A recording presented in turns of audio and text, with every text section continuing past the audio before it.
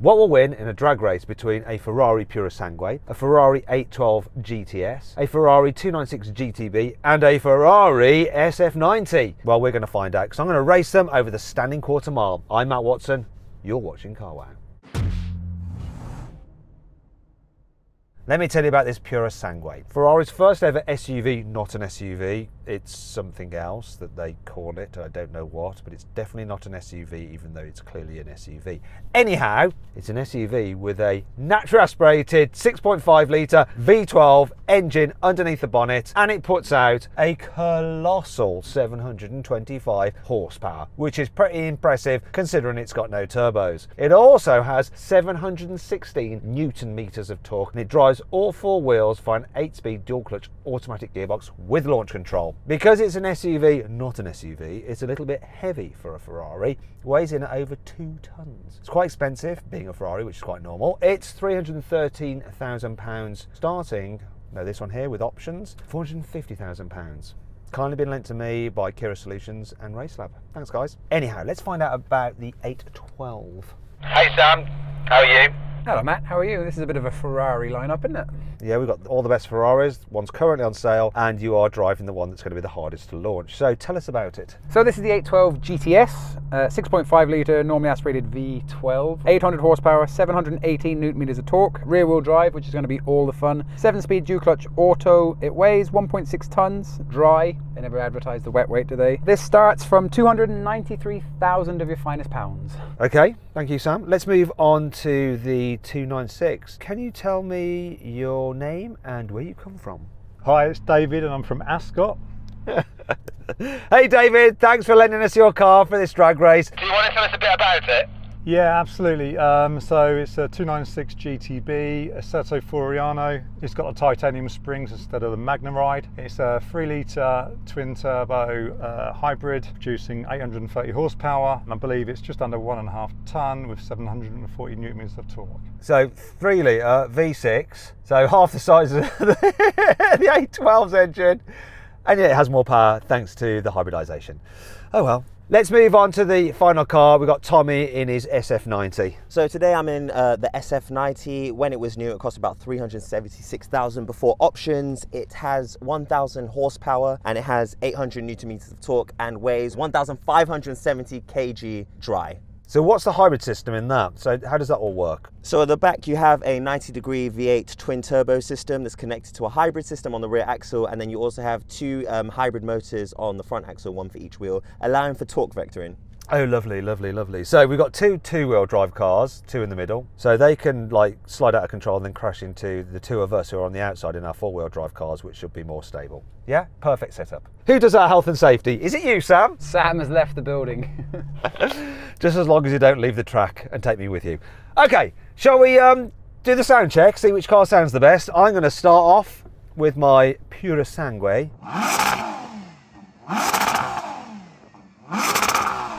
I can't believe how quickly this engine revs up for an SUV's engine. Sorry, it's not an SUV. It's not an SUV, even though it's an SUV.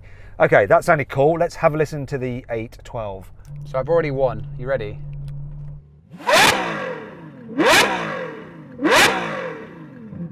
That's a Novatec exhaust, isn't it? Yes, it is. Go on then, do the 296. Just a quick one. I opened my window to hear the cars and I've just lost my camera. Sorry, boys. It's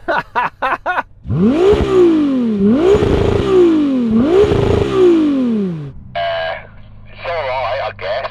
I actually think the 296, while nowhere near these 2 naturally aspirated cars, sounds better than the next one. So Tommy, do you want to make a noise with your V8?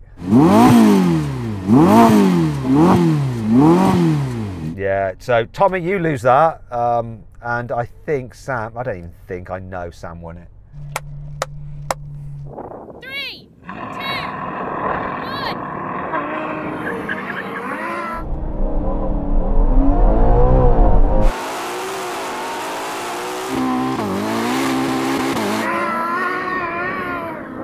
All close between me and the 812, well it was for a moment.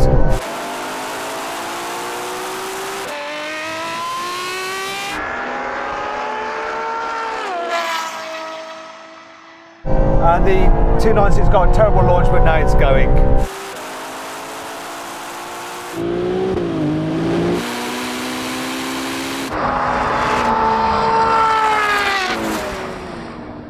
You guys are all at the other end of the runway. This was quick as heck, but it lost.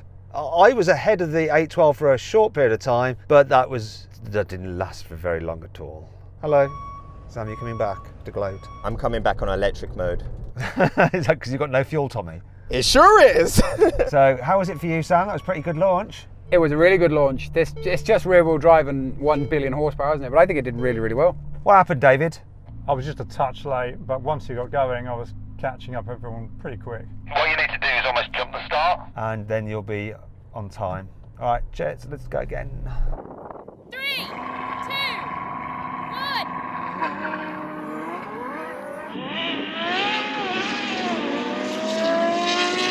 Oh!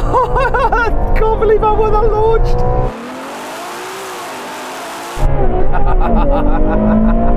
Cooked. At wheel spin at 100, cooked everyone. Those are the two of God.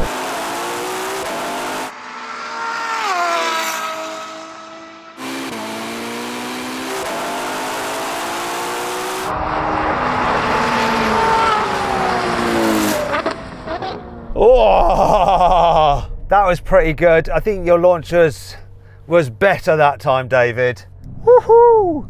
I think David's launch was almost preemptive. Do you reckon Tommy jumped? No, I think Tommy's in an SF90. Stuart, can you give us a quick verdict on the start there, please? Yeah, I mean, there was a slight jump, but it didn't affect the result. Okay, so he jumped. So we're going to do it again, one last time. 3, 2, 1.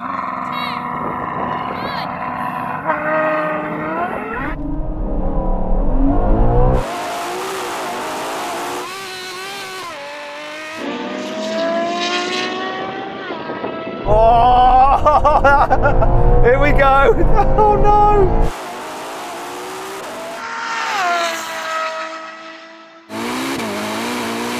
Light work. Wow.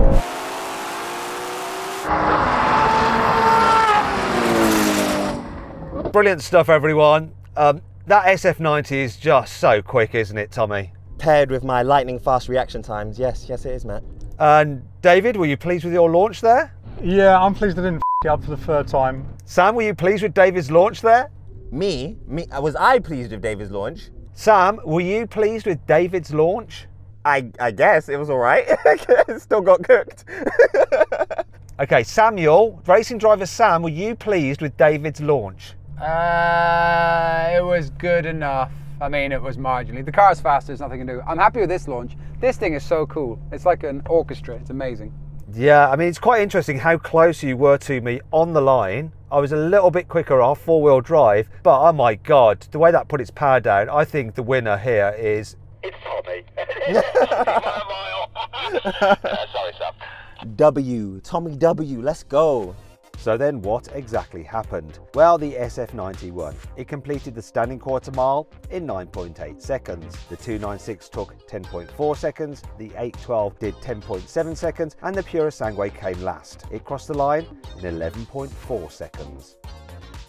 Okay, now we're going to have a rolling race from 30 miles an hour to the half mile. Let's see what happens. We're manual shifting, we're in the sportiest mode, so here we go, second gear. 3, 2, 1, go.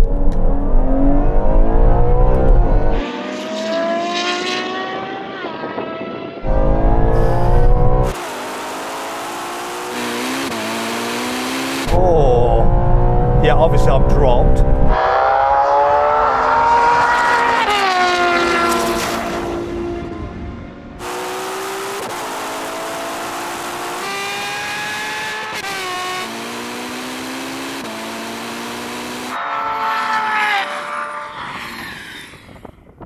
It's funny, isn't it, Sam? The 812 and the 296 have very similar power outputs. Yeah, the 296 is quicker, isn't it? It's a lot quicker on a launch than it is in the rolling race, but it was still kind of edging away from me, wasn't it? However, David, how close were you to the SF90? To be honest, the whole time I've just been behind him. And I know you say he's like lightning speed, but I'm not that far behind. Tommy, how you doing with no fuel? Absolutely brilliant. It must be less weight, that's why I'm just cooking everyone. Maybe it'll help you in the next challenge. Okay, now we have a brake test from 100 miles an hour. The car to stop in the shortest distance wins. If you'd rather watch another drag race with some Ferraris, click on the pop-out banner or follow the link in the description. Don't know what to do with this, but here comes the line anyway.